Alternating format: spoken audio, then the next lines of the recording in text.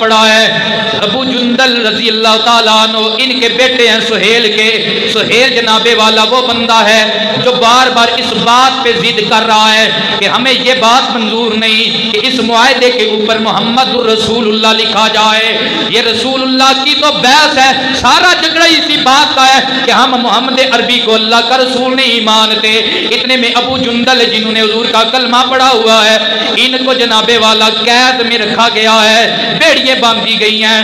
یہ مکہ سے بیڑیوں سمیت میرے نبی کی بارگاہ میں آ جاتے ہیں، کیسے رہا ہو کر آ جاتے ہیں۔ حضرات گرامی قدر سہیل نے جب دیکھا ایک چھڑی پکڑی، ابو جندل کو مارنا شروع کر دیا، تو یہاں بھی پہنچ آیا، ساتھ ہی نبی پاک کی بارگاہ میں کہنے لگا اوے محمد عربی، ہمارا معاہدہ اس وقت تک مکمل نہیں ہوگا جب تک آپ اسے آرڈر نہیں کریں گے، یہ واپس چلا جائے، یہ واپس چلا جائے۔ حضرات گرامی قدر میرے کریم آقا لاجپال نبی نے فرمایا اے ابو جندل، میں نے ان سے معاہدہ کیا ہوا ہے، لہذا تو واپس چلا جا۔ اب بات ایسی تھی، ایسا موقع تھا کہ اتنی تکلیفیں نام محمد پہ برداشت کر کے، اتنی تکلیفیں، اتنی مارے برداشت کر کے آج آزاد ہو کر میں مسلمانوں کے پاس، اللہ کے نبی کے پاس آیا ہوں۔ مجھے نبی پاک پھر کافروں کے حوالے کر رہے ہیں۔ ایمان متزلزل ہو سکتا تھا، یہ ہو سکتا تھا، دیکھیں ہماری اتنی بھی قدر نہیں کی، ہمیں پاس نہیں رکھا، لیکن نا نا نا، اللہ کے نبی نے حکم دیا، ابو جندل نے مان لیا۔ لیکن ساتھ یہ فرمایا ابو جندل، اللہ آسانیاں پیدا فرمائے گا، اللہ آسانیاں پیدا فرمائے گا۔ حضور مدینہ تو طیبہ میں چلے گئے، ادھر ایک اور عاشق ہے جس کا نام ابو بصیر ہے۔ کیا نام ہے؟ ابو بصیر ہے۔ ابو جندل ڈٹے رہے اسلام پہ، ڈٹے رہے اسلام پہ۔ ادھر ابو جندل ہے، ابو بصیر ہے، انہیں بھی قیدی بنایا ہوا ہے۔ میرے آقا مدینہ میں چلے گئے ہیں، یہ قید میں ہے، ہر وقت میرے آقا کے شوق دیدار میں تڑپتے رہتے ہیں، دعائیں کرتے رہتے ہیں، اور مدینہ طیبہ کی طرف منہ کر کر عاشقوں کی زبان میں یہ التجائے کرتے ہیں کہ بچھوڑے دے میں صدمے روز چلنا یا رسول اللہ، کرا میرا دن بس تیریاں گلاں یا رسول اللہ۔ یہ شعر جو ہے نا، یہ بھی محبت ہے۔ یہ کیا ہے؟ محبت ہے۔ تو ان کا شعر پڑھنا اللہ نے وہ بھی قبول فرمایا ہے، آپ بھی محبت سے پڑھیں، اللہ کا نبی آپ کو بھی بلا لے گا۔ کہیے بچھوڑے دے میں صدمے روز چلا یا رسول اللہ، بچھوڑے دے میں صدمے روز چلا یا رسول اللہ، کرا میرا دن بس تیریاں گلاں یا رسول اللہ۔ اس پہ کرم ہوا، قید سے رہائی ملی، چھوٹ گئے قید سے، داؤ لگ گیا، پہنچے مدینہ میں۔ جب مدینہ میں پہنچے، پیچھے سے مکے کے کافر بھی آ گئے۔ آقا ہم سے معاہدہ ہے کہ جو بھی مومن مکہ سے باز کر مدینے آئے گا آپ اسے واپس کریں گے۔ حضرات گرامی قدر میرے آقا نے فرمایا اے ابو بصیر، جا واپس چلا جا، کیونکہ اللہ کے نبی نے وعدہ کیا ہے، نبی وعدے توڑنے والا نہیں، نبی وعدے نبھانے والا ہے۔ چاہے کافروں سے وعدہ ہے لیکن نبی وعدہ توڑنے، ہم تو مومنوں سے وعدہ کر کے بھی توڑ دیتے ہیں نا۔ جس طرح ایک وعدہ جو ہماری حکومت نے بھی کیا ہوا ہے کہ ہم گستاخان رسول، ان کا جو سفیر ہے فرانس کا، اسے ہم نکالیں گے۔ تاریخیں گزر گئی ہیں، گزر رہی ہیں، اختتام ہے وقت کا، لیکن ابھی تک وہ وعدہ پورا نہیں ہوا۔ ہم کافروں کو ہوش کر رہے ہیں، وعدہ مومنوں سے کیا تھا، لیکن اللہ کے نبی کی تعلیم کیا ہے؟ اگر وعدہ کافر سے بھی کیا ہے تو اسے بھی پورا کرنا ہے۔ ہاں وعدہ ایسا ہو جو تیرے ایمان کو اور دین کو، تیرے ایمان اور شریعت کو ٹھیس پہنچانے والا نہ ہو۔ یہ مثال کے طور پہ آپ کسی سے ایسا وعدہ نہیں کر سکتے کہ جس میں آپ کافر ہو جائیں، آپ کافر ہو جائیں، ایسا وعدہ نہیں آپ کر سکتے۔ لیکن جو بنتا ہے وعدہ، وہ وعدہ کیا ہو تو وہ جائز ہے اور اسے نبھانا بھی ضروری ہے۔ میرے نبی نے فرمایا چلا جا۔ ابو جندل تو ابھی قریب سے آیا تھا نا، تو یہ پیدل مدینہ مکہ سے مدینہ آئے ہیں، تو سرکار نے 2 بندوں کے ساتھ انہیں بھیج دیا۔ ان کے پاس تھی تلوار، ایک کا نام ابو عامر تھا۔ آپ نے کہا ابو عمر باتیں کرتے کرتے یہ تلوار ہے، مجھے بھی دکھاؤ کیسی تلوار ہے۔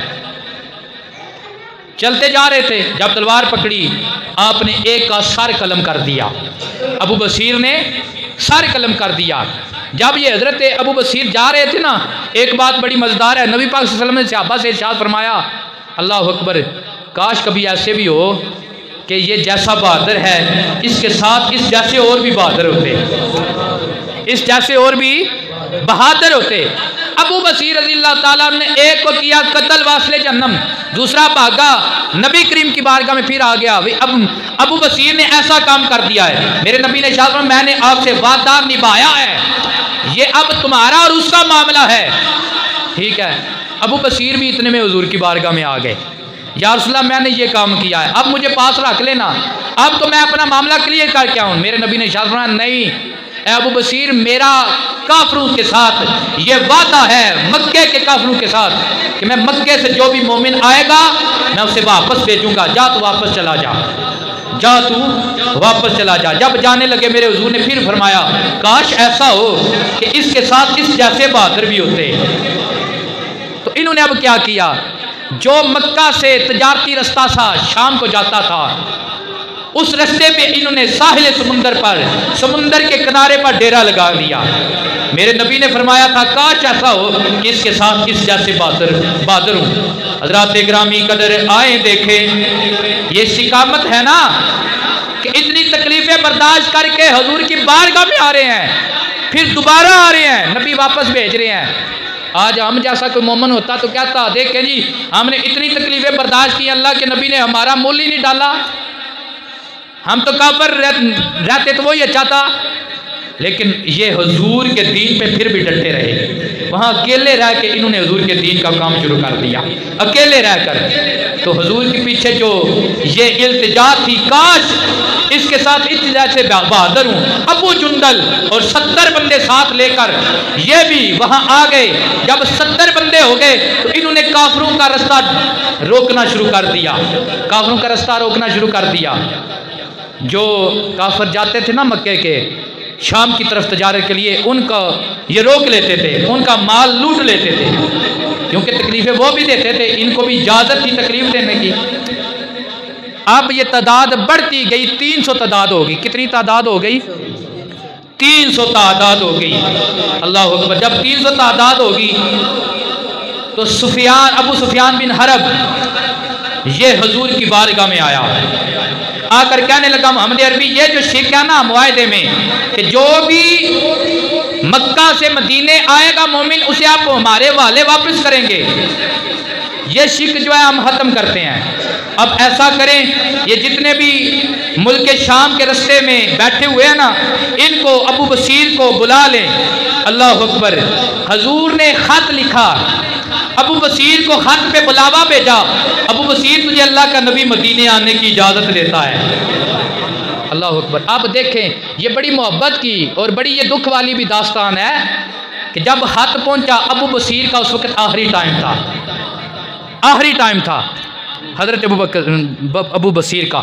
ابو جندل نے وہ خط ابو بصیر کو پکڑایا، ابو بصیر کی آخری سانسیں چل رہی ہیں، ابو بصیر آخری سانسیں چل رہی ہیں، ہاتھ میں میرے نبی کے بلاوے والا خط ہے۔ کمال کی بات ہے، ادھر روح جانے والی ہے، ادھر بلاوا نبی کا آ رہا ہے، خط نبی کا ہاتھ میں ہے۔ سطرے پڑھتے پڑھتے کرتے جب اس سطر پہ پہنچے جہاں پہ لکھا ہوا تھا کہ ابو بکر محمد عربی ابو بصیر تجھے اجازت دیتا ہے اب مدینے آ جا، یہ معاہدہ ختم ہو گیا ہے، معاہدے کی شک ختم ہو گئی ہے، ادھر جناب والا اتنی سطر پڑی، ادھر روح نکلی اور روح نے کہا آمنہ کے لال آپ بلا رہے ابو بصیر مدینے آ جا، ابو بصیر کی روح آ رہی ہے، ہد ہد چھٹے گیا اس قیدوں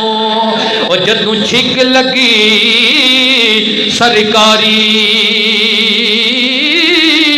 شہر سبان روانہ ہویا کر کے تیز اڈاری۔ ادھر روح حضور کی بارگاہ میں حاضری کے لیے جا رہی ہے، ادھر بدن آقا کی بارگاہ میں التجا کر رہا ہے کہ زندگی میں صحبت کا اتنا موقع نہیں ملا۔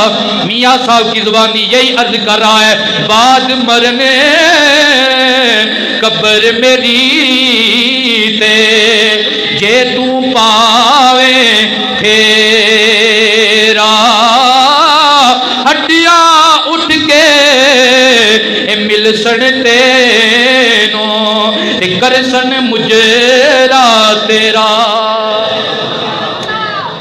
تو لیکن اتنی مصیبتیں برداشت کرنے کے باوجود ابو بصیر دین پہ قائم رہے ہیں، دین پہ قائم رہے ہیں۔ یہ استقامت صحابہ تھی۔